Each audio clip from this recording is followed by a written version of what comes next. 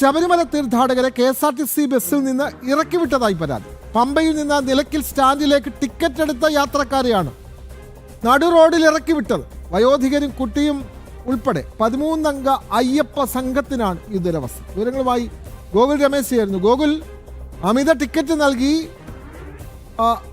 KSRTC ബസ്സിൽ സഞ്ചരിച്ച ശബരിമല തീർത്ഥാടകർ പമ്പയിൽ നിന്ന്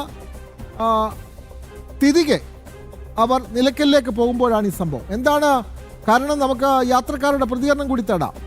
ഗോകുൽ, ഈ 12 പേർക്കുള്ളതും കുഞ്ഞുമാളികപ്പുറത്തിനുള്ള ടിക്കറ്റും ഞങ്ങൾ നിലയ്ക്കലേക്ക് എടുത്തു. അവിടെ ട്രാവലർ പാർക്ക് ചെയ്യുന്നു എന്നുള്ള കാര്യം കണ്ടക്ടറോട് പറയുകയും ചെയ്തു.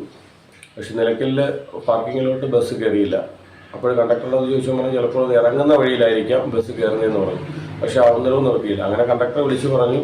അപ്പോഴേക്ക് 1/2 കിലോമീറ്റർ കഴിഞ്ഞു. അപ്പോൾ 1/2 കിലോമീറ്റർ കഴിഞ്ഞ ശേഷം കണ്ടക്ടർ പോയി ആവശ്യപ്പെട്ടിട്ട് ബസ് നിർത്താതെ പിന്നെ ഞങ്ങൾ സംസാരമായതിനു ശേഷമാണ് ബസ് നിർത്തുന്നത്. ബസ് നിർത്തിയപ്പോൾ ഡ്രൈവർ പറയുന്നത് രാത്രി 10 മണിക്ക് ശേഷം നിലയ്ക്കലേക്ക് ബസ് പോകില്ല, നിലയ്ക്കൽ സ്റ്റാൻഡിലേക്ക് ബസ് പോകില്ല, പോകേണ്ട ആവശ്യമുള്ളവർ ഇവിടെ ഇറങ്ങി നടന്നു പോകണം. അപ്പോഴത്തന്നെ 1/2 കിലോമീറ്റർ കഴിഞ്ഞു. അങ്ങനെ രാത്രി 11:30 ഈ അമ്മമാരെയും കൊണ്ട് 11 അമ്മമാരെയും 8 വയസ്സുള്ള പെൺകുട്ടി, അതായത് കുഞ്ഞു മാളികപ്പുറമായിട്ട് രാത്രി 11:30 ഈ വനത്തിൽ ഇറക്കി വിട്ടിട്ടാണ് അവർ പോയത്. വിവരങ്ങളുമായി ഗോകുൽ രമേശ് ചേർന്നു. ഗോകുൽ, ശബരിമലയിൽ പോയിട്ടുള്ളവർക്കറിയാം, ഇപ്പോൾ എല്ലാ വാഹനങ്ങളും നേരത്തെ സീസണിലായിരുന്നു, ഇപ്പോൾ മാസപൂജയ്ക്കും അവിടെ വാഹനങ്ങളിൽ, സ്വകാര്യ വാഹനങ്ങളിൽ പോകുന്ന വാഹനങ്ങളൊക്കെ തന്നെ നിലയ്ക്കൽ പാർക്ക് ചെയ്യിക്കുകയാണ്. അവിടെ നിന്ന് KSRTC ബസ്സിൽ വേണം പോകാൻ. തിരികെയും KSRTC ബസ്സിൽ വരണം. തിരികെ KSRTC ബസ്സിൽ വരുന്ന അയ്യപ്പ ഭക്തരെ നിലയ്ക്കലിലെ സ്റ്റാൻഡിലേക്ക് എത്തിക്കാതെ റോഡിൽ ഇറക്കി വിട്ട് വേണമെങ്കിൽ നടന്നു പൊക്കോളൂ എന്നുള്ള സ്ഥിതി. ഇത് അതിനുമപ്പുറം വീണ്ടും ബസ് മുന്നോട്ടേക്കെടുത്ത് ആ രാത്രിയിൽ ആ പ്രായമായവരെയും കുട്ടികളെയും ഒക്കെ നടു റോഡിൽ ഇറക്കി വിട്ട KSRTCയുടെ നടപടി, ഇതൊക്കെ കൃത്യമായി ഗതാഗത മന്ത്രി കാണുന്നുണ്ടോ എന്തോ? എന്താണ് കൂടുതൽ വിവരങ്ങൾ ഗോകുൽ രമേശ്? ഈ കുംഭമാസ പൂജ നടക്കുന്ന കഴിഞ്ഞ ദിവസം, അതായത് 17-ാം തീയതി വൈകിട്ടാണ് ഈ സംഭവം ഉണ്ടായത്. 17-ന് രാവിലെ ദർശനം പൂർത്തിയാക്കി തിരികെ മടങ്ങുന്ന സംഘത്തിനാണ് ദുരവസ്ഥ ഉണ്ടായത്. കൊല്ലത്ത് നിന്ന് എത്തിയിട്ടുള്ള തീർത്ഥാടക സംഘമായിരുന്നു ഇവർ.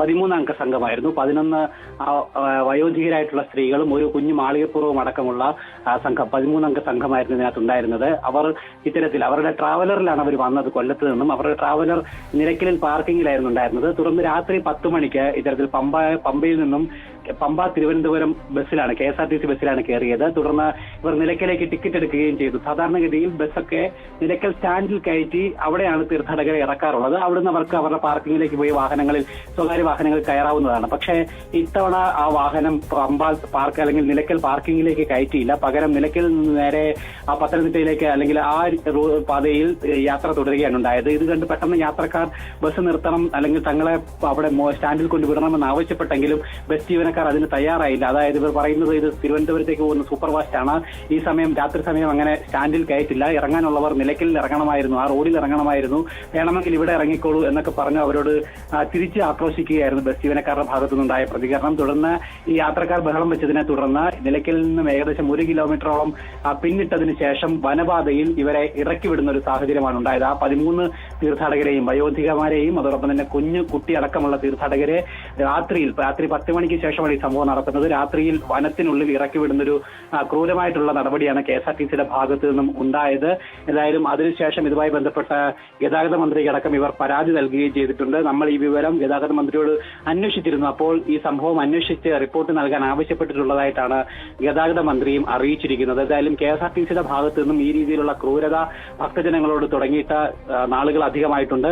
നേരത്തെ ടിക്കറ്റ് നിരക്കിലടക്കം വലിയ ക്രൂരത കാട്ടിക്കൊണ്ടിരിക്കുകയായിരുന്നു. അതിനെ തുടർന്നാണ് ഇപ്പോൾ ഈ രീതിയിലുള്ള പീഡനങ്ങൾ കൂടി തീർത്ഥാടകർക്ക് KSRTCയുടെ ഭാഗത്തു നിന്നും സഹിക്കേണ്ടതായിട്ടുള്ള സാഹചര്യം ഉണ്ടായിരിക്കുന്നത്.